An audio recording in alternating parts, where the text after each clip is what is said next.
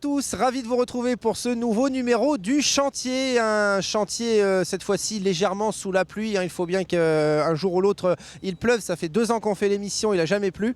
C'est pour aujourd'hui. Bonjour Thomas. Bonjour Olivier. Bon, on s'était déjà vu le mois dernier pour faire un petit point. On vous retrouve ce mois-ci. Alors, on démarre cette émission sur le parvis, l'entrée du stade, ce qu'on voit dès qu'on arrive les soirs de match, par exemple. Nous, c'est plutôt les matchs qui nous intéressent sur Girondin TV. Alors, expliquez-nous tout. On avait vu déjà le mois dernier que le parvis était en train d'être aménagé. Ça a bien évolué. Les pins sont déjà plantés pour la plupart. Les espaces verts aussi. Expliquez-nous où est-ce qu'on en est. Absolument. Alors là, ici, on est sur le parvis ouest. Le parvis ouest fait 5 hectares, donc c'est un parvis qui sera ouvert à l'année. C'est-à-dire que devant, donc 18 mètres devant les emmarchements, on aura les premiers bardages, les premiers portiques d'accès et d'accueil. Donc imaginons la porte A, B, C, vraiment tout le long donc, du parvis ouest. Ce sera pareil, donc, de l'autre côté, on aura ces bardages. Mais donc cette zone-là, elle sera donc ouverte à l'année. Les pins sont arrivés donc, le 7 octobre dernier. Effectivement, là, on va travailler donc, pour un peu plus d'un mois et demi. Donc il faut se dire qu'à la mi-novembre, tous les pins du parvis ouest seront plantés et on s'attaquera donc au parvis est, donc de l'autre côté. Ces pins, donc, ils arrivent, donc ils mesurent entre 7 à 8 mètres donc, de haut, effectivement. Donc ils vont venir arborer donc, ce parvis. D'ailleurs, l'aménagement urbain est signé donc Michel Desvignes, paysagiste français qui a eu le prix de l'urbanisme en 2011 et celui qui fait tous ces aménagements donc, du site en construction qui fait 18 hectares. Il porte bien son nom, voilà. Absolument. Pour la petite blague. Donc des pins, évidemment, on les a voulu déjà très haut. On ne va pas attendre qu'ils poussent. Déjà, on pourrait dire qu'il y en a quoi, peut-être une trentaine déjà plantés à peu près. C'est ça, on a entre 30 et 40 pins qui sont déjà plantés et on arrivera à plusieurs centaines de pins à terme, donc entre 500 et 600 pins donc sur tout le site du nouveau stade de Bordeaux. Cet endroit, c'est pas l'endroit où on se gare, c'est juste l'endroit où l'on marche, c'est ça? Oui, c'est l'endroit où on va marcher, donc on retrouvera le village animation donc au sud, en parallèle de la tribune sud. Mais ici, c'est vrai que c'est un espace piéton, on pourra venir pique-niquer, faire son footing, faire du vélo. À terme, donc, les barrières que l'on voit devant donc, vont disparaître et on aura vraiment un accès piéton ici. Tout ce qui sera donc parking pour les voitures, ce sera le parc des expos, donc qui est vraiment de l'autre côté de la rue pour le coup. Qu'on s'imagine ce rond-point, donc on rappelle qu'on est entre le vélodrome et le stade. Le rond-point restera tel qu'il est actuellement? Alors, le rond-point restera tel qu'il est. Il y aura des aménagements qui seront faits également en termes de route. Donc, une voie donc, supplémentaire donc, d'accès aussi au niveau du rond-point. Et puis finalement, à terme aussi, des aménagements se seront faits pour la meilleure accessibilité donc, des personnes venant en véhicule. D'accord, donc là il reste plus qu'à planter les autres pins un peu partout, peut-être goudronner. Qu'est-ce qui sera à cet endroit-là plus tard, par terre? On aura un mélange donc, aussi de gravillons donc, qui ont été sélectionnés. Donc, on a un prototype qui a été fait aussi au bout donc, du parvis ouest avec une teinte particulière, une teinte assez claire aussi de gravillon pour rappeler aussi la clarté surtout de la luminosité du stade. Donc effectivement on aura du gravier aussi au sol. D'accord, et donc vous l'avez dit, tout le long les grilles d'accès, on présente son petit billet pour voir le match, on se fait fouiller s'il faut, c'est là que tout se passe pour rentrer dans l'enceinte, quoi. Exactement, c'est là que tout se passera. On aura la signalétique des portes qui sera visible en plus depuis l'entrée du parvis et ce sera étiqueté directement donc, sur le billet. On aura donc sa porte et son escalier d'accès ensuite à l'intérieur de l'enceinte. Très bien, l'intérieur de l'enceinte justement, on va y aller tout de suite parce qu'on se mouille un petit peu, le temps de faire quelques petites images et puis on se retrouve à l'intérieur. On ira voir aussi dans cette émission la pelouse, elle n'est pas encore posée mais on a tout préparé, le mois prochain ça devrait être fait. On va voir ça à l'intérieur, on y va tout de suite.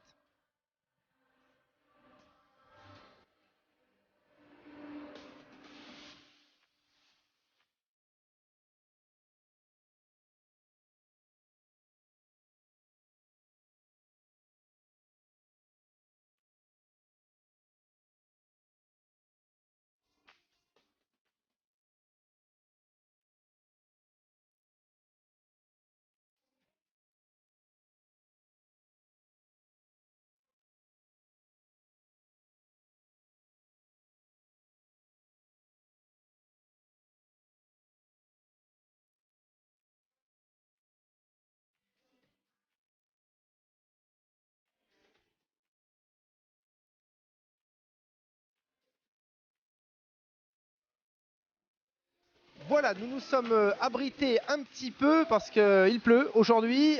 Nous sommes sous les tribunes avec alors on appelle ça la VDI, c'est une voie en fait qui fait tout le tour du stade pour accéder, les camions, les bus des joueurs, j'imagine, toutes ces choses-là.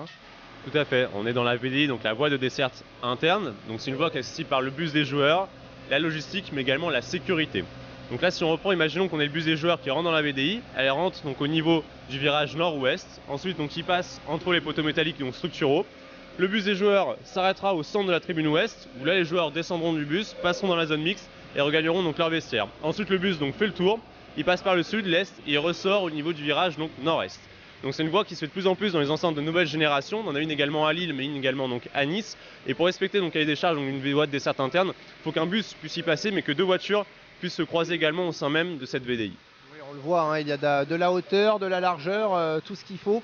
Et puis on le rappelle, juste en dessous quasiment de nous, l'entrée se fait par là-bas, c'est le parking des joueurs. Hein. Tout à fait. La seule zone qui est semi-enterrée au nouveau stade de Bordeaux, c'est le futur parking donc, du club résident, les Girondins de Bordeaux et des officiels. Donc on a une dalle bétonnée donc, qui est semi-enterrée à 1,50 m et qui équivaut à une trentaine de places donc, pour le club résident et les officiels. L'entrée se fait au niveau du virage nord-ouest et la sortie se fait au niveau du virage sud-ouest. Très bien. Alors, nous sommes là également parce qu'on le voit, ça tombe bien aujourd'hui, il pleut pas mal, on va dire. Et on rappelle que dans ce stade, c'est un stade aussi écologique. Il y aura de gros récupérateurs d'eau qui seront installés un petit peu partout.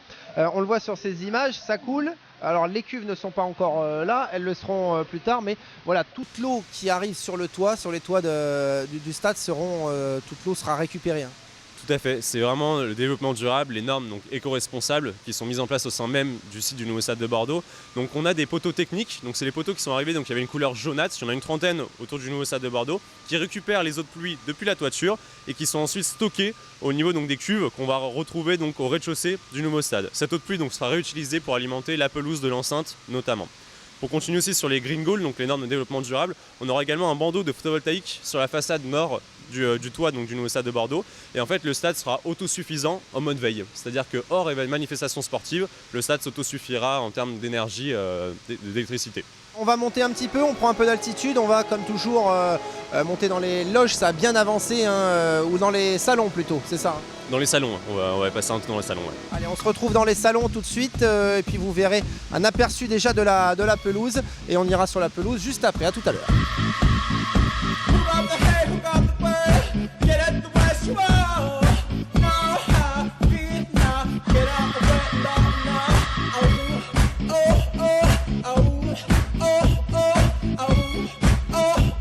Voilà, nous avons pris un petit peu de hauteur, nous sommes donc dans les salons. Alors là on va dire que c'est le salon le plus prestigieux puisque c'est d'ici que les personnalités, on va dire, entreront.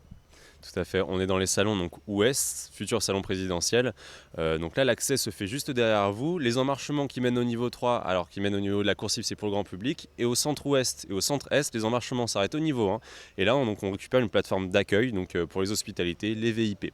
Donc là on aura hôtes et hôtesses d'accueil. Les invités donc, passeront par ici et pourront gagner donc, les 3 salons modulables donc, qui sont à l'ouest pour une superficie de 2500 m². Oui, ils sont énormes hein, ces salons. Les couleurs sont déjà quasiment terminées, enfin les peintures sont terminées je voulais dire, avec ce fameux bleu marine hein, qui a été décidé, le bleu marine des Girondins et le reste en blanc, ce sera ça à peu près les couleurs? À peu près, effectivement, ça diffère entre certains salons, mais c'est vrai on tend en tout cas sur des tons bleu marine pour rappeler donc, le bleu des Girondins, également donc, du blanc aussi. Au sol, on aura donc un parquet en chêne également donc, sur la surface donc, des salons. Et puis c'est vrai qu'on peut le voir donc, au plafond, donc, il y a les rails des faux plafonds qui vont arriver très prochainement. On aura aussi des lattes, donc tout a été fait en tout cas à la côte, hein, sur mesure. Et on voit également donc, du flocage donc, au-dessus de nos têtes. C'est pour toutes les zones à potentiel calorifique pour pallier aussi aux normes incendie. Donc le stade doit tenir 1h30 avec un feu constant à l'intérieur avant de faiblir. Donc tout a été prévu également en termes de sécurité. D'accord, attention, vous avez un petit câble derrière, mais j'imagine qu'il n'y a pas encore l'électricité. Donc les gens sont ici, évoluent avant la rencontre, et puis hop, ils prennent l'escalier pour aller dans les loges qui sont en haut, c'est ça? Tout à fait. Alors en fonction aussi de la place, si on a une place en salon, elle restera au niveau 1, mais depuis les salons, si on a sa loge également qui nous attend en tribune ouest, on pourra accéder à une trentaine de loges donc à l'ouest, et pareil de l'autre côté, une trentaine de loges aussi à l'est. Eh bien écoutez, moi je vous propose d'aller en visiter une, elles sont brutes encore, mais on y va? On y va. Allez, c'est parti.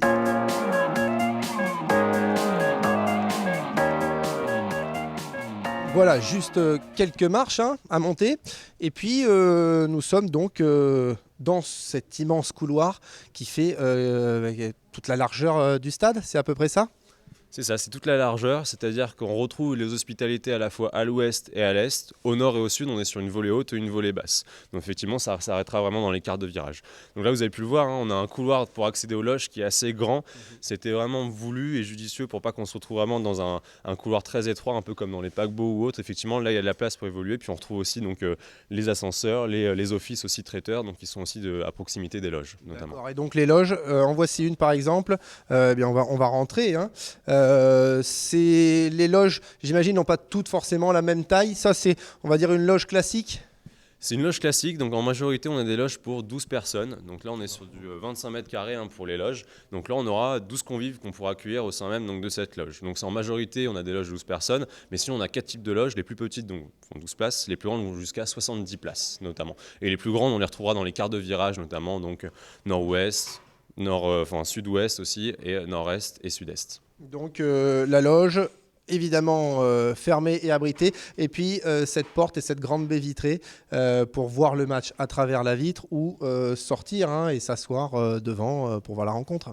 Exactement, on laisse le choix aussi à la convive donc de profiter du spectacle à l'intérieur de sa loge, mais également à l'extérieur. Il y a 3 rangs de gradins qui dépendent directement des loges. Effectivement, ces 3 rangs donc de 4 places. On a aussi privilégié la communication entre les convives. Au lieu d'avoir ce qui fait beaucoup, hein, ces 2 rangs de gradins de 6 places, et ben là on a augmenté, on a mis un rang supplémentaire, mais au moins entre les 2 personnes les plus écartées, on peut communiquer aussi ensemble. Merci beaucoup Thomas pour toutes ces précisions.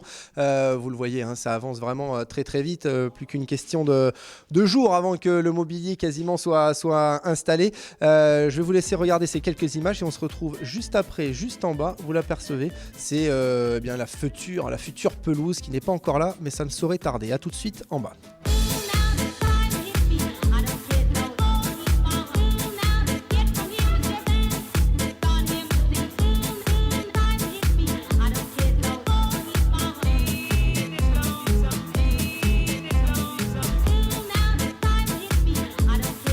Voilà, chose promise, chose due. Nous sommes donc au dernier rang de gradins de ce stade, juste devant la pelouse. À chaque fois, j'appelle ça comme ça.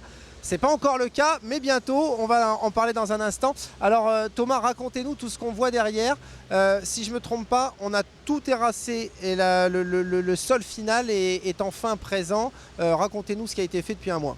On a décaissé effectivement donc d'1,60 m, ensuite donc tout le préchargement qui a été fait pour tasser vraiment la surface de jeu. Ensuite ce qui est actuellement en train d'être fait, donc c'est la pose des drains, notamment des systèmes d'arrosage. Ensuite donc viendra un fond de forme, les tuyaux rayonnants, parce que la pelouse sera chauffée, elle sera en permanence à 6 degrés toute l'année pour pallier donc au gel notamment et pour le jaunissement de la pelouse, pour avoir une phase de croissance continue. Ensuite un substrat de nouvelle génération et on finira par la pelouse, donc ça va arriver d'ici un mois et demi. Beaucoup d'autres choses ont avancé également. On le voit notamment tout en haut sur la travée haute, ces espèces de barres métalliques que les ouvriers sont en train d'installer. C'est ce qui servira d'accroche pour les sièges qui eux aussi, hein, vont être installés dans le mois qui vient normalement. Exactement, donc là on va vraiment sur toute la volée haute, donc les rails métalliques des sièges qui sont fixés, donc on aura des strapontins avec un dossier, une assise qu'on pourra relever, hein, notamment. C'est vrai qu'on est encore donc, sur un chantier, mais le jour, donc d'ici un mois et demi, on va avoir donc, les sièges et cette pelouse donc, qui sera plantée. Là on sera vraiment sur une vraie enceinte, en tout cas sportive, pratiquement donc, à terme en phase de fonctionner. Pardon. Puis dernier détail quand même, mais qui a son importance, c'est le virage sud, hein, pour tous les ultras, les supporters.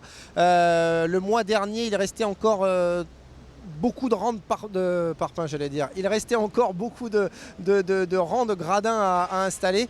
Ça y est, c'est quasiment terminé. Votre virage supporter est quasi fini. C'est vrai, en fait on attendait de finir donc, la toiture pour pouvoir donc, déployer cette volée basse donc, au niveau du virage sud, hein, futur virage donc, des ultramarines.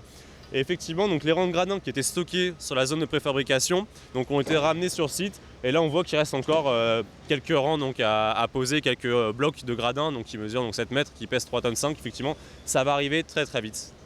Et puis un dernier détail quand même aussi à ajouter, vous le voyez, on est sur le dernier rang, hein, de gradins. Contrairement au stade Chabandelmas, eh bien, nous sommes au sec. Ça c'est important de le signaler.